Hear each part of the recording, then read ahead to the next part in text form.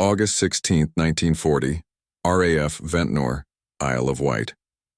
Corporal Derek Garrard's hand trembled above the frequency dial as the midnight hour approached. Outside, German bombers were already assembling over France. Inside this concrete bunker, 23-year-old Garrard was about to commit an act of insubordination that could end in court-martial or change the course of the war. The transmitter hummed its familiar tone at 26 megahertz, broadcasting Britain's defensive shield into the night sky. A shield the Germans had been watching, cataloging, preparing to destroy. Garrard's fingers closed around the dial. He twisted it counterclockwise. The pitch dropped.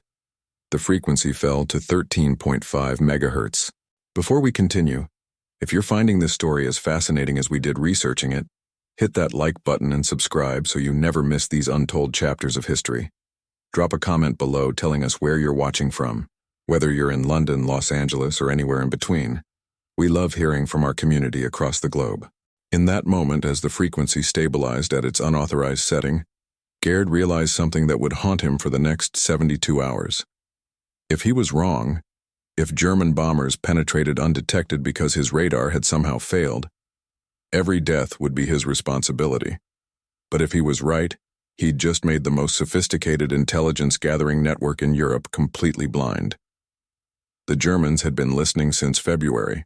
Along the French coast from Cherbourg to Calais, Kriegsmarine signals intelligence stations operated around the clock, their sophisticated Telefunken receivers sweeping the electromagnetic spectrum with methodical German precision. By March 1940, German intelligence possessed something extraordinary, a complete electromagnetic map of Britain's air defense system. They knew Ventnor transmitted at 26 megahertz, Poling at 23, Dover at 28. German bomber crews received pre-flight briefings that included specific frequencies to expect in each sector. The Luftwaffe's electronic warfare units were developing jamming equipment tuned precisely to these cataloged transmissions. Captain Dietrich Hensler commanded the primary listening post at Cap Gris-Nez, where the English Channel narrowed to just 21 miles. On clear nights, he could see the white cliffs of Dover with binoculars. His receivers could detect British radar transmissions as easily as picking up the BBC Home Service. The confidence this knowledge inspired bordered on arrogance. German technical superiority seemed absolute. Their Würzburg radar systems featured super-heterodyne receivers, elegant designs that mixed incoming radio signals with locally generated frequencies to create intermediate frequencies easier to amplify and process. These receivers could detect signals from 5 MHz to 50 MHz with remarkable sensitivity. German engineers had pioneered this technology. They understood its principles better than anyone, or so they believed. What they didn't understand was that super-heterodyne receivers created predictable blind spots. If you selected 15 MHz as your intermediate frequency, incoming signals near that same frequency would interfere destructively with the local oscillator. The receiver would essentially jam itself, creating a dead zone that rendered certain frequencies completely undetectable. But this theoretical vulnerability seemed irrelevant. No competent engineer would deliberately operate radar equipment in the 12 to 15 megahertz band. The British were supposed to think the same way. Derek Garrard had never taken an advanced course in radio theory. His radar training at Bawdsey Manor lasted 6 weeks, barely enough to understand cathode ray tube displays and basic maintenance procedures. He'd been a telephone repairman before the war. His superiors considered him competent but unremarkable, which made what happened on July 7, 1940, all the more peculiar. Ventnor's transmitter had malfunctioned during Garrard's night watch, causing the frequency to drift downward before automatic stabilization corrected it. The drift lasted perhaps 90 seconds, but something caught his attention on the cathode ray tube. A Luftwaffe reconnaissance aircraft circling beyond the coast had suddenly appeared with unusually strong return echoes during those 90 seconds of frequency drift. What struck Garrard wasn't the echo strength. It was what the pilot did afterward. Nothing. The reconnaissance aircraft continued its lazy pattern for another 20 minutes, making no evasive maneuvers whatsoever. German pilots had grown increasingly clever about avoiding radar detection. They'd learned to recognize when British transmissions illuminated them. Yet this pilot behaved as though Ventnor had gone completely silent. Over the following weeks, Garrard began deliberately causing brief frequency drifts during equipment maintenance periods.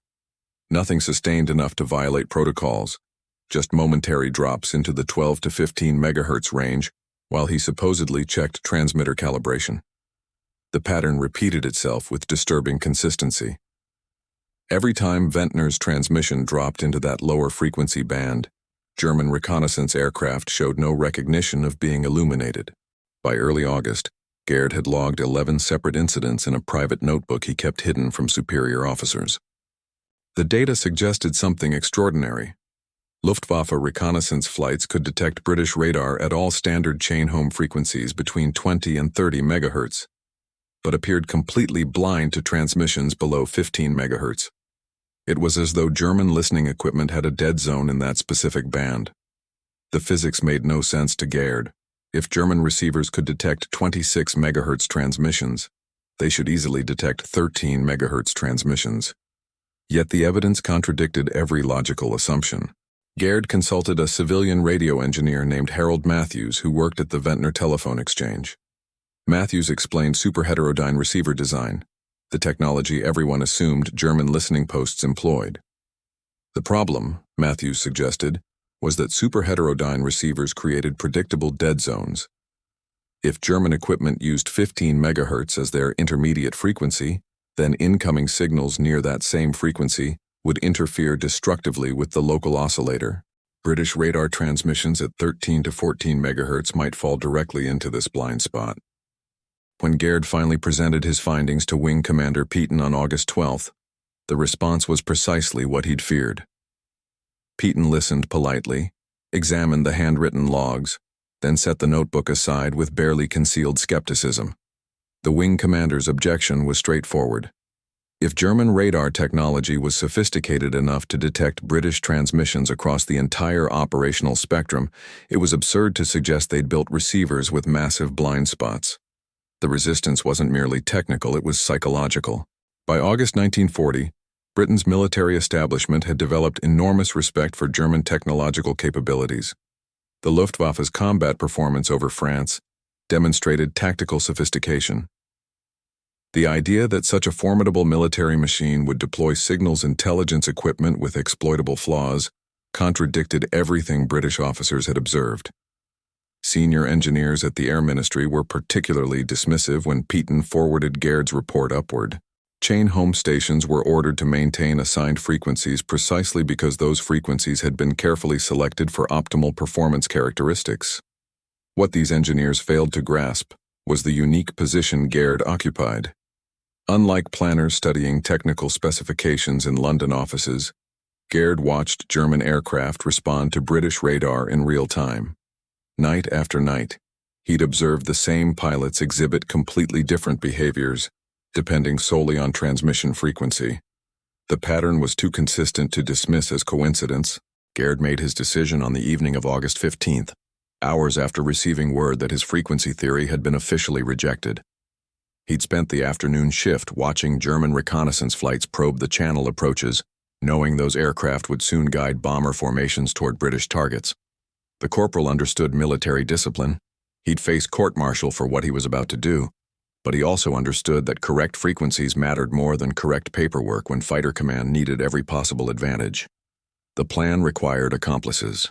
Garrard contacted 2 radar operators he trusted implicitly, Sergeant Thomas Wilkins at RAF Poling and leading aircraftman James Hendry at RAF Pevensey. Both men had served alongside Garrard during training. During a carefully coded telephone conversation, Garrard outlined his proposal. All 3 stations would simultaneously shift to 13.5 megahertz at precisely midnight on August 16th. They'd maintain the unauthorized frequency for 72 hours, unless ordered to cease. The 72-hour window was deliberate calculation. Air Ministry inspectors conducted weekly circuit reviews every Thursday morning. If 3 coastal stations showed identical frequency deviations, questions would escalate rapidly. But 72 hours gave Fighter Command 3 full days of operations, enough time to observe whether German raid responses changed significantly. If Garrard's theory proved correct, the evidence would be undeniable. Chain home transmitters used massive 1500-watt valves that couldn't be retuned instantly. The frequency change demanded physical adjustments to antenna matching networks, recalibration of pulse timing circuits. Each station needed at least 40 minutes of transmitter off time to complete the modifications, 40 minutes when their sector would be completely blind to incoming raids. Wilkins proposed staggering the modifications across midnight watch changes when supervisory officers were least attentive. At 22:45 hours on August 16th, Garrard stood before Ventnor's transmitter controls with sweating palms and racing pulse. His shift supervisor had conveniently taken extended tea break in the station canteen. Garrard reached for the frequency adjustment controls, knowing this single action violated every regulation he'd sworn to uphold. His hand hesitated briefly above the dial, then twisted firmly counterclockwise. The transmitter's pitch dropped noticeably as the frequency fell from 26 megahertz to 13.5. The first test came sooner than Garrard expected. At 06:15 hours on August 17th, Ventnor's cathode ray tube showed what operators initially dismissed as equipment malfunction. A massive formation building over Cherbourg with return echoes so strong they saturated the display. Within minutes, Poling and Pevensey confirmed identical contacts. This wasn't malfunction.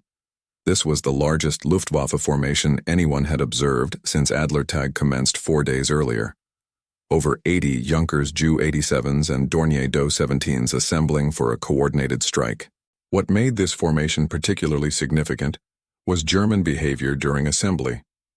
Luftwaffe bomber streams typically conducted their formation-building exercises well outside British radar range, precisely because they knew chain home stations were monitoring. Yet this formation assembled in plain view, barely 50 miles from the English coast. Reconnaissance aircraft circled lazily at patrol altitude. The German pilots showed no indication they believed British radar was tracking them. Fighter Command's response was devastating. Squadron leader Peter Townsend's 43. Squadron scrambled from Tangmere at 06:32 hours, climbing to intercept altitude with 35 minutes advance warning instead of the usual 15. The Hurricanes positioned themselves perfectly between the German formation and their target. When the Luftwaffe bombers crossed the coast at 07:10 hours, they flew directly into prepared fighter screens that shouldn't have been possible. The engagement lasted 18 minutes.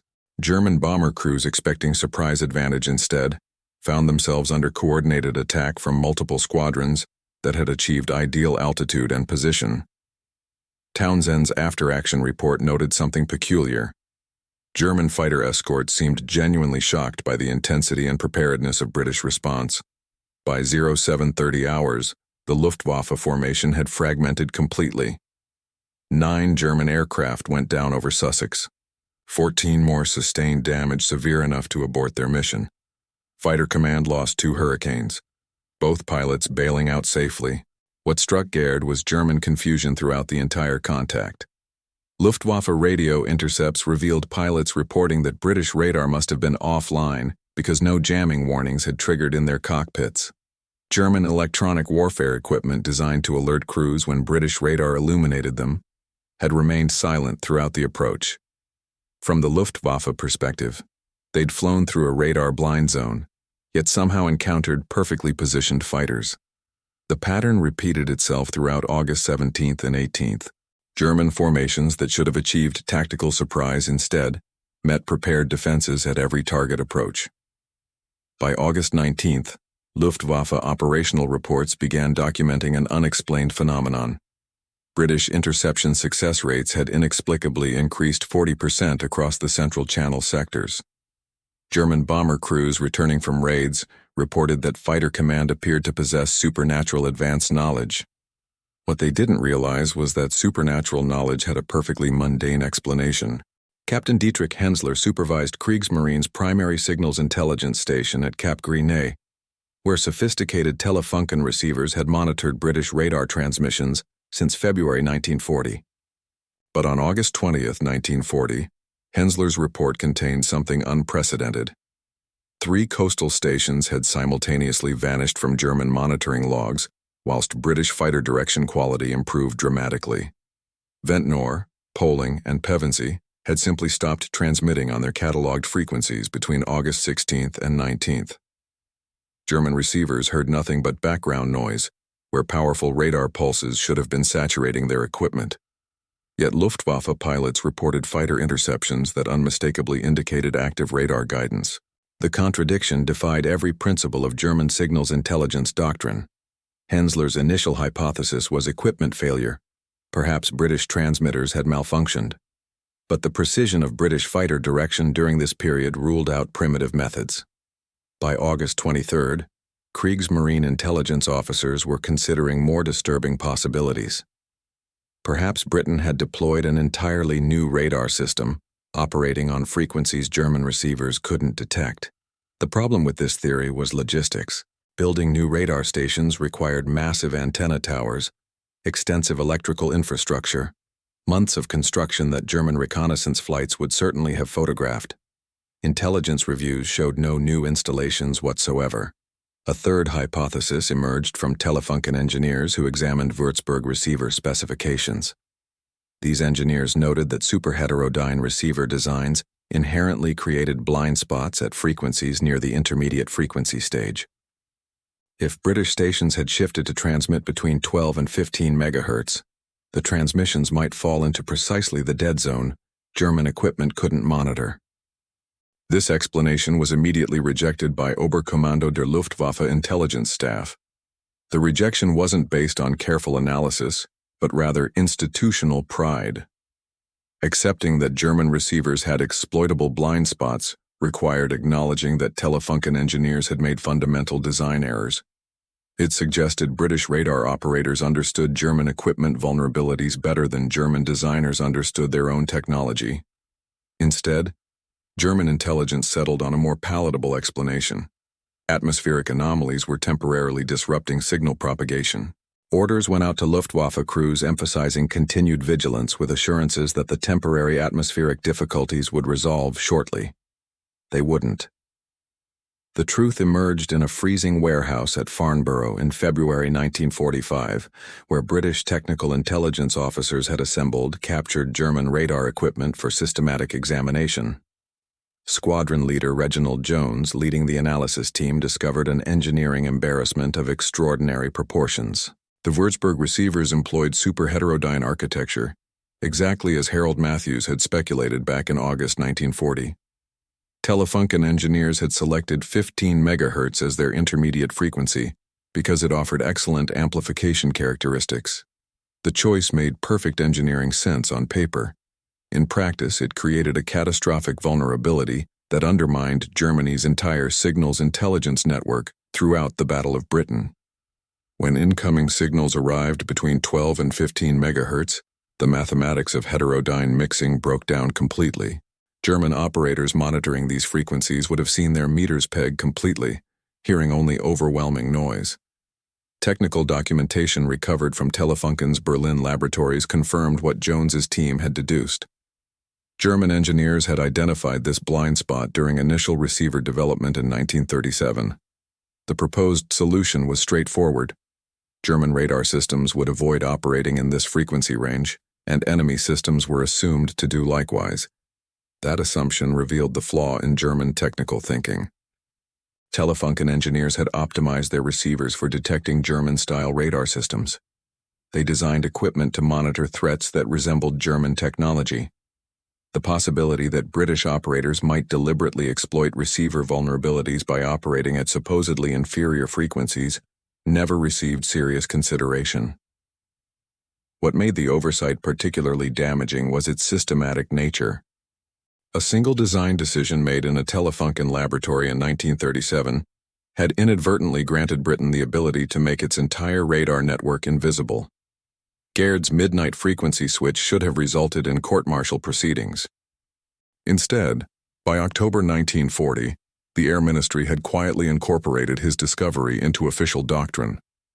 Air Chief Marshal Hugh Dowding personally authorized a classified memorandum dated October 24th that fundamentally reversed previous policy. Chain home stations were now directed to employ frequency variation protocols during high-intensity operations. The document avoided mentioning Garrard by name, Corporals didn't typically receive credit for rewriting military doctrine. The transformation extended far beyond simply authorizing frequency changes.